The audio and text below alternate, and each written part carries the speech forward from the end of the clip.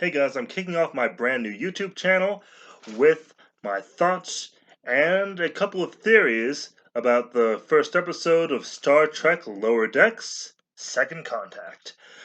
The episode does a pretty good job of setting up the characters and the dynamic of the crew and the overall premise of the show. The look and the feel of the series, from the general aesthetic to the A plot, B plot episodic structure, is intentionally reminiscent of the classic 90s era of Trek, and I think it's a nice departure from the darker, more serious Trek which we've been getting in Discovery and Picard. I mean, it's fun to come back to the light, silly, more self contained side of Star Trek that the format of the other shows doesn't often leave room for. Of course, that's not to say that this series won't ever have a serious, high stakes story, or serialized arcs for that matter. But if we get to that point of dramatic storytelling, it will feel a lot more earned. Comedic series tend to take their time when it comes to dramatic arcs, so that while we can expect a degree of character drama, I think the big, overreaching plots are more likely to be spoon fed to us over the course of a couple of seasons before developing into anything major. Now I'm going to go ahead and get into some spoiler territory as I talk about the characters and what we've learned about them and what possibilities I think might be coming next for them. And I know this isn't the normal approach towards reviewing an episode, but I think looking at the characters in this instance is the best approach for just getting into the show. So, now, the first one I'm going to talk about is Ensign Rutherford.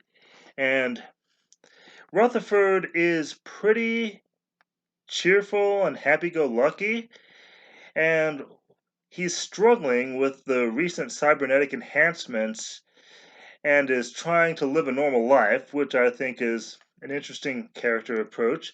The cyborg implants are Vulcan in origin and clearly not designed with a human in mind, and they randomly suppress his emotions.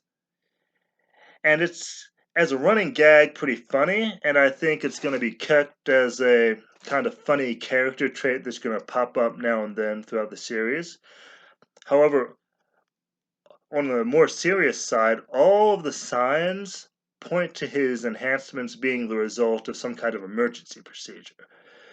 And based on Boimler counting Vulcan as one of the 5 planets he's been to, and the fact that Rutherford's implants are pretty recent, within the last couple of weeks, Boimler says. So it seems like in the last couple of weeks, Rutherford had some kind of accident, and it happened most likely on Vulcan or during the Cerritos' most recent trip to Vulcan. I expect we'll get some more details on that and find out exactly how he got hurt in future episodes of this season. I don't think they're going to make us wait too long to find that out. Next character I want to talk about is Ensign Tandy. Or Ensign Tandy? I might be getting her name wrong.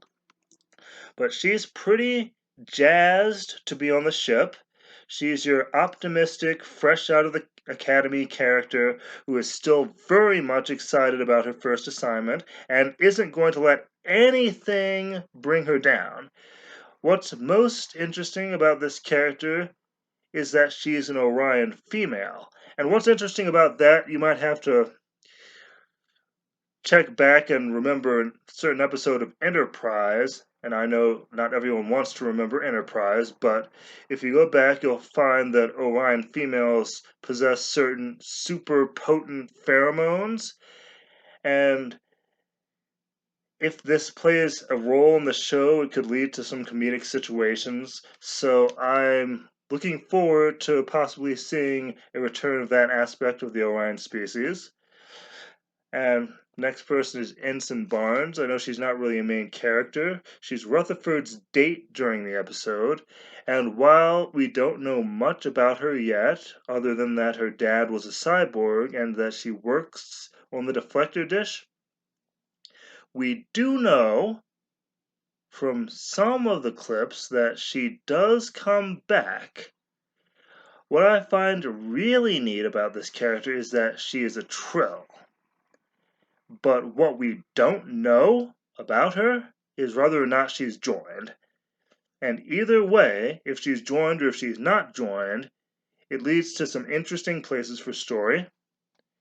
And for instance, one thing we haven't seen before, taken really as a major plot point in Star Trek, is a character who starts off as a non-joined Trill, and her friends and loved ones having to adjust to the changes in her personality after she becomes joined. And that's one real possibility. Another possibility is that she could even be the next Dax. But, for Ezri's sake, I really hope that's not the case. Okay, so the next is Ensign Boimler. Okay, and he's like a much higher strung, much more neurotic version of Harry Kim from season 1 of Voyager. And if you remember in season 1, Harry Kim is very invested in doing things by the book and following rules and regulations, and that's pretty much Boimler to a T. And as far as character dynamic goes, he's pretty much falls into the category of the straight man. I mean, it would be interesting to learn some more about his family and background and see exactly why he's so neurotic. I mean, we've learned that in a year aboard Cerritos, he's only been to 5 planets, including Vulcan and Earth, along with the planet in this episode. So, of course, this isn't to necessarily suggest that the ship, the Cerritos, has only been to 5 planets in that time, but more likely that he's only recently been included in away missions. And, there's a precedent for this. It's not so strange as it might seem. I mean, if you remember Wrath of Khan, Khan recognizes Chekhov when in Space Seed, the episode that Khan appeared in the original series, Chekhov hadn't been introduced yet. So that leads us to believe that Chekhov would have been aboard the ship. He would have been aboard Enterprise. He just wasn't being included in away missions yet, and he wasn't on his bridge duties yet. And the next character I want to talk about is Ensign Mariner. And she is the rule-breaking maverick of the show. But she's got a lot of experience, and she doesn't care about regulations, and she's pretty much over rank right now. We learn that she started off as a higher rank. They don't really let us know what happened other than they demoted her ass. And it's hard to tell exactly what the command rank she had was before she got demoted, or how long it's been, or how long she held it.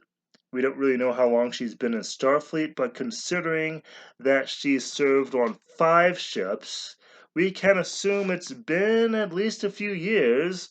The number of ships she served on is a point of interest too, for a couple of reasons. First, we know that 2 of the 5 ships, the Credo and the Cerritos, however, that leaves 3 unnamed vessels that she might have served on. The show makes a point of treating her as the designated keeper of lore, and we've gotten a number of continuity nods through her just through the first episode. Now, keeping that in mind, it would be fully in line with her character's role, a connecting point to continuity, for those 3 ships to be ones that the fans will already be familiar with.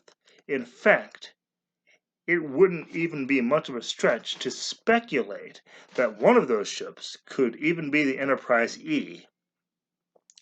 And an even more engaging possibility, which would shed light, it would shed a lot of light on why her character is the way that she is, would be if one of those three ships is Voyager. If she was flying fast and loose in the Delta Quadrant for 7 years, with a crew half made up of idealists and revolutionaries, and now has to adjust to normal Starfleet assignments with all the red tape and BS, it's no wonder that she's rebelling. It would also explain why her parents are in such a need to micromanage her career. I mean, if your kid had been lost in space for 7 years and then came back and couldn't easily readjust to life in Starfleet, you might find the need to try to take command and try to steer her in the right direction too. But, keeping all that in mind, there's one other possibility for past assignments that would be even crazier. If they wanted to age her character closer to her late 20s or early 30s, I mean, it's not really clear how old Ensign Mariner is at this point. I mean, other than that she's younger than her mom, it's pretty possible that she has served, well, everywhere. I mean, when I say everywhere, I mean to say that she's served on every main ship or assignment in all of the 90s shows. I mean, and the movies. So she could have started off on the Enterprise D in season 7 or shortly before Generations. And then, when that was destroyed, she could have been assigned to Deep Space Nine, which would not count as a ship, so that wouldn't count towards her 5 ships that she's been assigned to.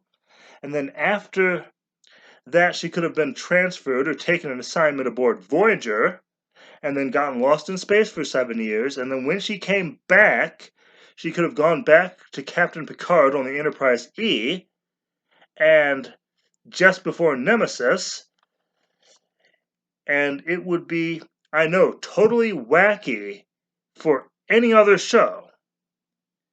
And I doubt they would even be crazy enough to consider it. But you have to remember that Lower Decks is a comedy, and that opens up the door to play with some wacky notions. So the idea of a character who served on every ship and station in all of the shows and movies and is now currently serving on the Cerritos, that's not quite as far-fetched in a comedy series as it would be in a drama. In a drama, you'd have to say, hold on, pump the brakes. What are you telling me? That's crazy. But it's a comedy, so crazy is to be expected. So, what do you think? Am I crazy? Am I totally nuts? Let me know in the comments, and remember to like and subscribe, and until we meet again, set a course for next week's episode. Warp Factor 9, engage.